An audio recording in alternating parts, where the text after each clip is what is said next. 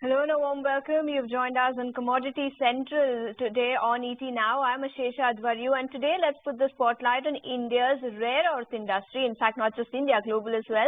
Last week, China's Commerce Ministry announced that starting December 1, foreign companies will need a license to export any product containing more than 0.1% rare earths or those that are made using Chinese production technology.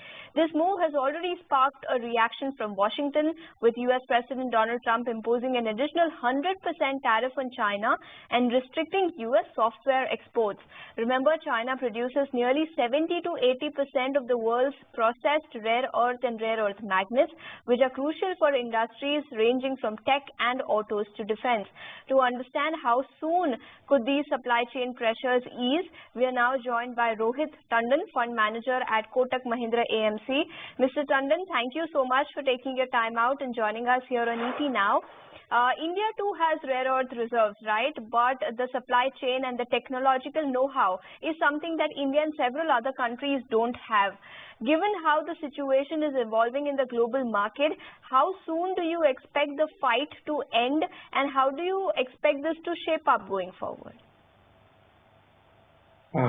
So thank you very much for having me here. As far as you have rightly put it as a tug of war, a fight between China and the rest of the world.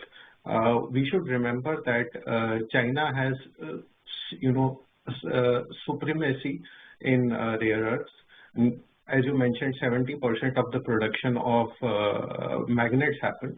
But I would also like to point out that 90% of the refining capacity of rare earth metals is in China. With such amount of power, you cannot expect it to be reversed in the immediate term. So this is obviously a medium term to long term sort of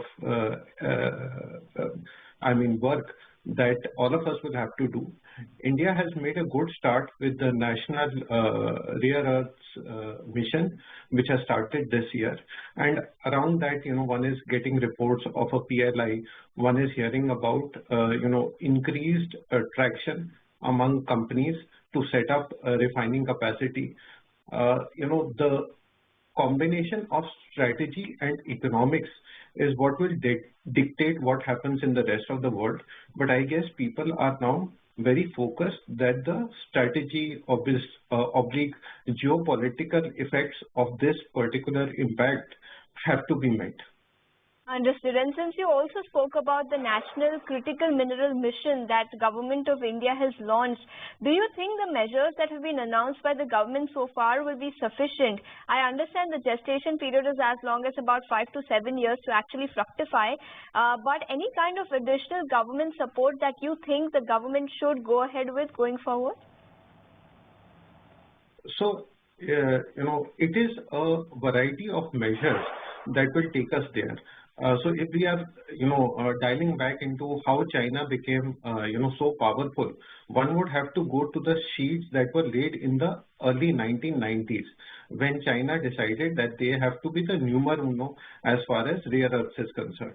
So since then to now, it has been a 20-year ride for them to come to this, or more than 20-year ride for them to come to this particular juncture.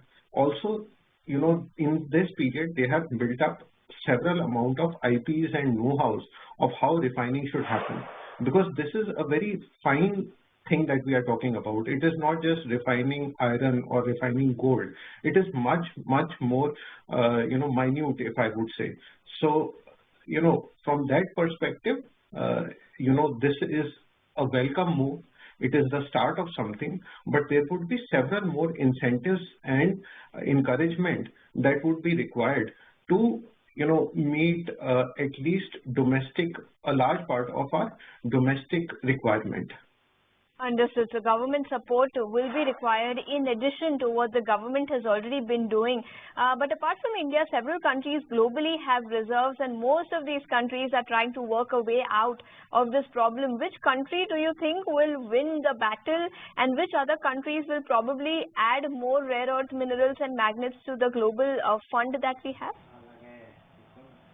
Yeah, so as far as mining is concerned, a lot of countries can do it. So whether it's Australia, whether even the US, whether it is Myanmar, a lot of countries can do the mining of these rare earths. The problem is on the refining side. And if I have to just give you a texture of the problem, for producing 1 ton of a rare metal, you need to sort of process 2,000 tons of raw material. So that is the problem.